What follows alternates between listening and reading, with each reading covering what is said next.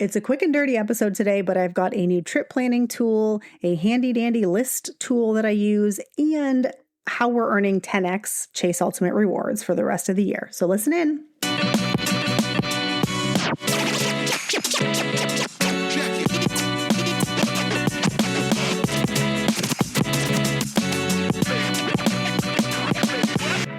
Hi, I'm Rhea. And I'm Dwayne. And we are your hosts of the Travel Party of Five podcast, where we share how we travel as a family of five around the world.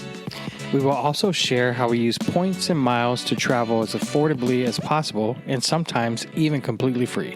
So if you're wanting to travel more with your family, but you're not sure how, we'd love for you to listen in. So welcome to our podcast, where we hope you learn a thing or two to get you closer to your next trip.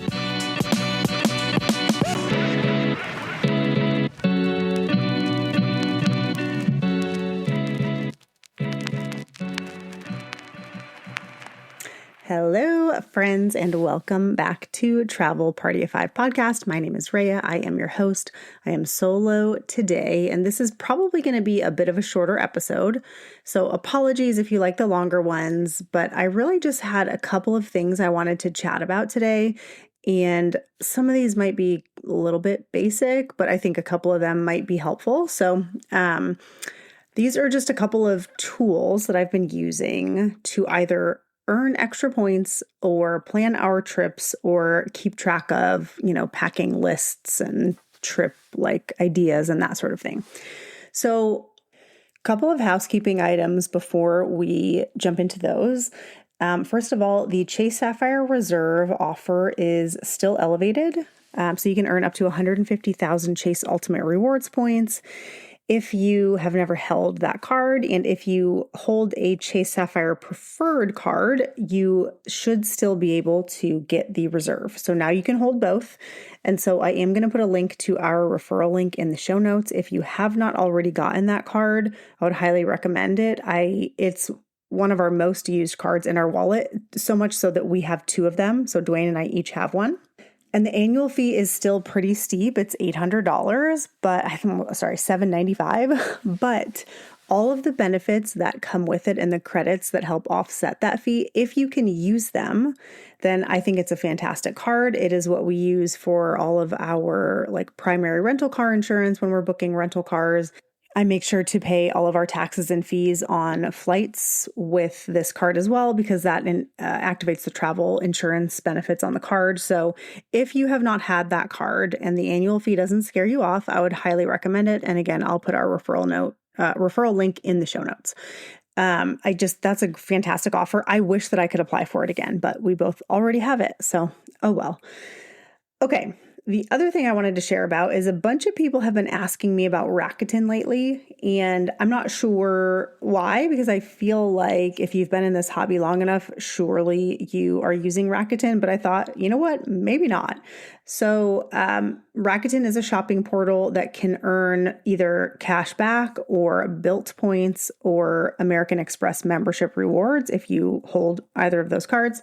So if you can basically decide how you want to earn your cash back, and that cash back comes every quarter.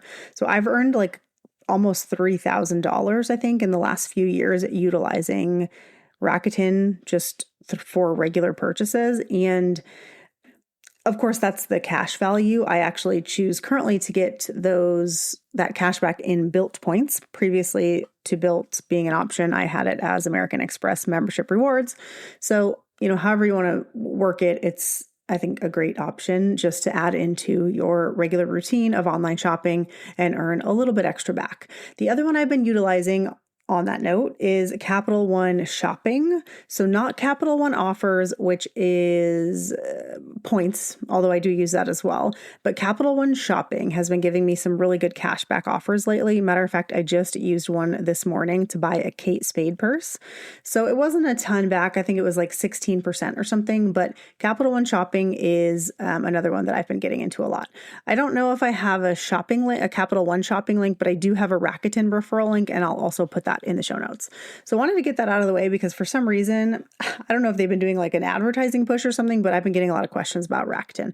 So, okay, now that is out of the way, let's jump into the main topics today. So I was chatting with some friends the other day and they were talking about, making lists and how do you keep track of your to-dos and all these things.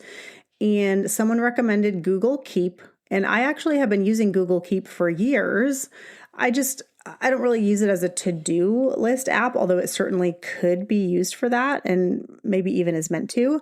But I thought, what I use it for is two things. One, I keep a list or a little note page basically of each trip that we want to take. And every time I see someone mention something that I think might sound fun for us to do, or a restaurant to visit while we're there, or anything like that, I add it to that document. And that's where I also start to plan out, like at the very beginning stages of a trip, I'm like, okay, we're going to do 4 nights here and 3 nights here and blah, blah, blah, blah. So that's where I start to kind of begin the outline. And then it just lives there as almost like a sticky note. The other thing I use it for is packing lists. So I have a general packing list of all the stuff that we generally bring on a trip. And obviously it's going to vary a little bit depending on where we're going and weather and all that sort of thing. But I do kind of have like a winter section and a summer section, and then everything else that's the same no matter what. That way I don't have to go through every single time and think, okay, what do I need to bring? What do I need to bring? I already have the list and I add and take away as needed, but there are check boxes. So when I'm focusing or on packing for a certain trip, I just go through and check all the things that I've, packed or whatever. And then when that trip is over, I just uncheck them all and have the same list ready to go for the next trip. So I don't have to reinvent the wheel every time. And that saves me not only a lot of time, but also a lot of mental brain space. And as busy moms, we all need it. The other thing that I use Google Keep for that is completely unrelated to travel is it holds a list of all of our recipes that I typically make in rotation for dinner. And when I make a new one that everyone really likes, I add the link into the bottom. So the top of the document is basically a Sunday, Monday, Tuesday, Wednesday, Thursday, Friday, Saturday. And I just write the meals for the week next to each day. Then I do my shopping list for whatever I need to make those meals and whatever else we happen to need. And then at the bottom is just a list of recipe links, or if it's not a recipe if it's not a meal that I need a recipe for, then I might just write the name of, the recipe, like macaroni and cheese or whatever. But that way, when I'm meal planning for the week, I can look at the bottom and I don't have to constantly remember, okay, what do we like to eat? Again, I'm not reinventing the wheel. I'm just pulling from a repository of recipes and meals that I know we already like. So Google Keep, if you're not using it already, I think it's a fantastic tool, and I totally recommend in terms of keeping yourself organized for, trips that you're either planning to take or would like to take, or any other lists that you may need. If that was super basic for you, also, sorry. But I'm always looking for productivity hacks, and I thought if people don't know about this, then they should. The second thing that I want to talk about is a software that I've been using for trip planning. So I'm always on the hunt for a good trip planning tool. I haven't quite found the right one. And I would still say that even despite the one I'm about to share with you, I still feel like there's a tool that could be better. And matter of fact, I met someone at the Award Travel Meetup who was working on one, and I am very excited to kind of see where that goes. I played around with it a little bit, and I needed it to be quicker for the phase that I was in, which was like, I have to get this trip planned now. And I don't have time to spend troubleshooting things. But I'm very excited for the potential of that. But in the meantime, I was like, I need something that I can literally plan a trip that's going to happen in a month. And so I found Trava, Travaa, and Trava links with TripIt. And you might be thinking, why don't you just use TripIt? Sure. TripIt is a trip planning app. You can use it. I personally don't really like it. I find it clunky and weird, and it doesn't work for my brain. The other ones that I've tried are Wanderlog, which I also don't like. I don't know if it's too much to ask, but I just want an app that can track all of our confirmations for flights, hotels, whatever. And I don't care if it uses AI or whatever, but can compile that information into a basic itinerary of like, okay, you arrive on the 1st and you spend your first 4 days here in this hotel, and then you take a train. Your train leaves at 11 a.m. Your train goes to this other city, and then you spend 5 days there. And then I want to be able to drop in activities that we're doing with the address of where we have to meet the guide, maybe like the confirmation email, and like really not difficult things, but yet none of these softwares seem to quite do it how I want it. So anyways, the one that I use to plan our London, Scotland trip is called Trava. It links with TripIt, and I do recommend linking it because it will pull in all of the confirmation emails that TripIt receives, and then it can start to populate your itinerary for you. So it does do that piece that I was mentioning where it pulls in like, okay, your hotel stays and your flights and all of that. It does that. So that's the piece I think TripIt does really well is you either can have it scrape your email for those things, or you can forward your confirmation emails to a specific email and it will populate in your trip. So that's the piece of TripIt that I think works really well. And that is the piece and the reason why I linked Trava to TripIt. I do have the TripIt professional version. I don't know that you need it for this, but that I have it. So I don't know. So Trava, there's a free version and a paid version. The free version only allows you to plan one trip. And so I do have the paid version because I'm planning 3 trips right now. But here's what I like about it. And because this isn't video, I'm going to do my best to explain it. And then I'll link it in the show notes, or you can just Google it. But essentially it shows a calendar.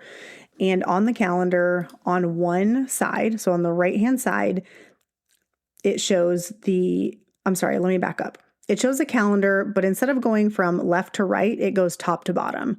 So for example, if I'm going on a trip and I'm leaving on July 4th, okay, July 4th is my date at the top. Then the row underneath it is July 5th, July 6th, all the way down to whenever we go home, right? And so it's instead of a left to right, it's a top to bottom calendar. That took me a second to get used to, but now that I have it, it's totally fine.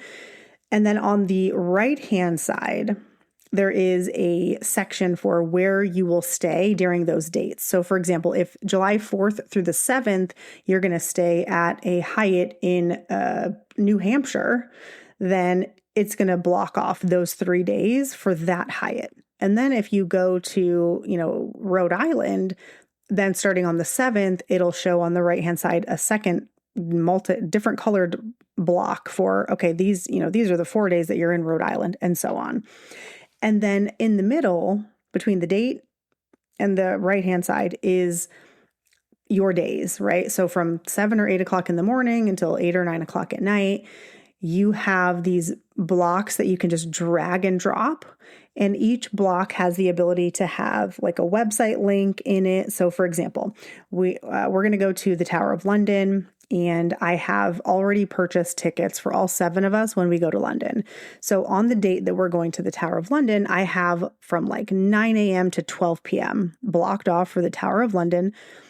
Then I can choose to mark things either flexible, reserved, or paid. And I've already bought the ticket, so I marked it paid. And if I click into that little section, I have the link to the Tower of London website if I want to go there. And then so on and so forth. So I have on here, like, we're going to be driving into the Scottish Highlands, and so we have to pick up our rental car. So it's like I have the time we have to pick up our rental car. Then I have, it's a 2 or 3 hour drive to get to our first Airbnb. So I have, three or so hours blocked off for that. Obviously, there's free time in there as well, but it enables me to look at the whole trip, like easily laid out in a visual format. And I really, really like that. There are things that are a little clunky. Like whenever I click in, it always tries to add another box, and I don't always want it to add a box. And so there's a few things that you just have to play around with. But overall, I would use it again. I will use it again to plan our Switzerland trip. Matter of fact, I've already started that. And so I think if you're looking for a good trip planning and organizing software, I think this will do for now. And then I'm always looking for something better, but I really like this. And the other thing that's really good if you are traveling with a group, or if you're like me and you like to give, your immediate family like an itinerary, this will actually generate a website that you can make it public or private, right? So private, it would only be people with the link can access it, or you can share your trip for other people to, I guess, I don't know, look at your itinerary, I guess is how that would work.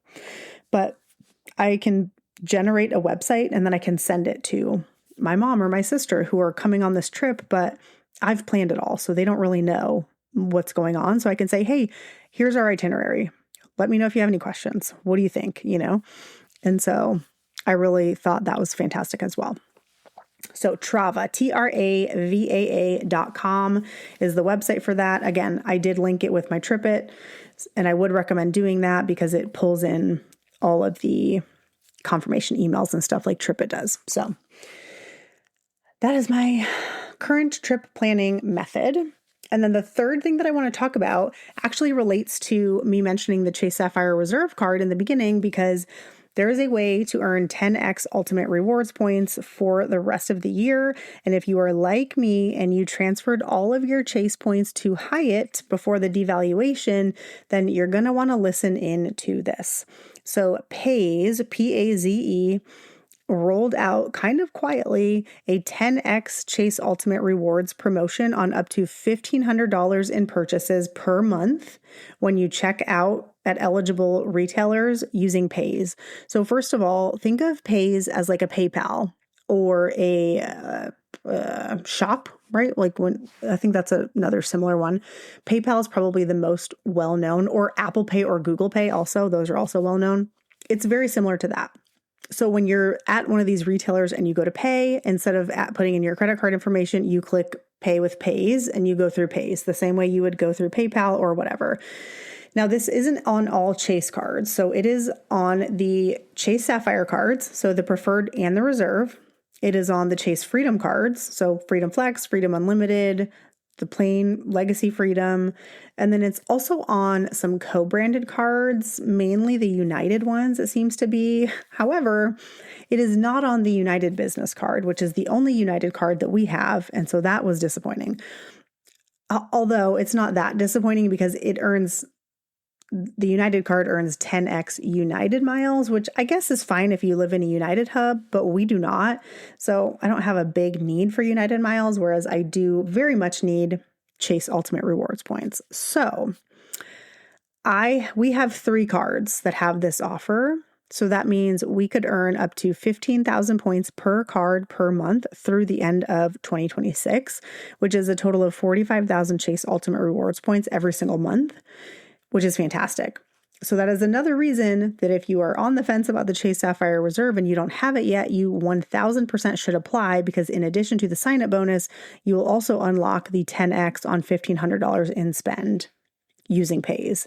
So let's talk about the retailers that you can earn this through, because it's not just using Paze anywhere. So couple of the main retailers are United, ironically. So that's maybe why it's on the United card.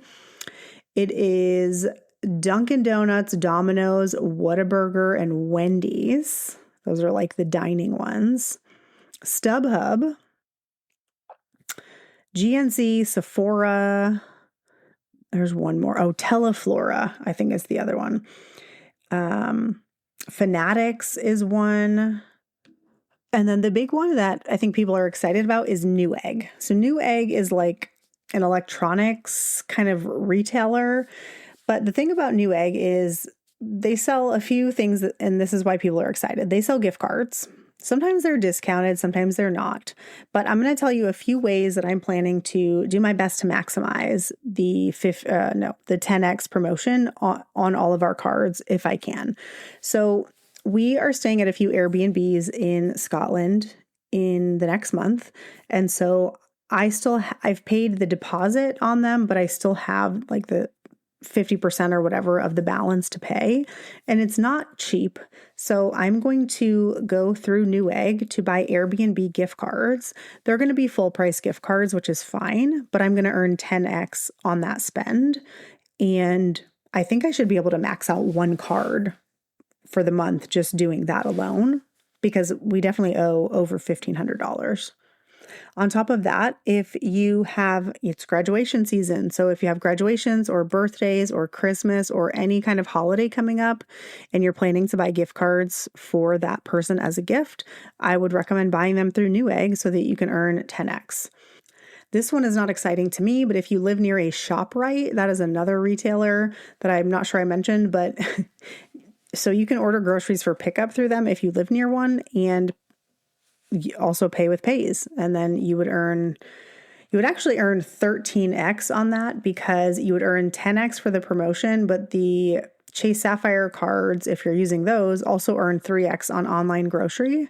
So then you would actually earn the 10x plus the 3x. So I guess that's exciting too. If you have to pay cash for an upcoming flight or 2 or 3, consider flying on United Airlines, because you would earn, I think, 14x on that, because if you were paying with the Chase Sapphire Reserve, or 12x if you were paying with a preferred, because it would be 10x for the Paze promotion, and then the Reserve earns 4x on airline bookings direct, and the preferred earns 2x on direct bookings with the airline. So any bonus multiplier that would be on the card already is going to also be earned in addition to the 10x, which is also really exciting.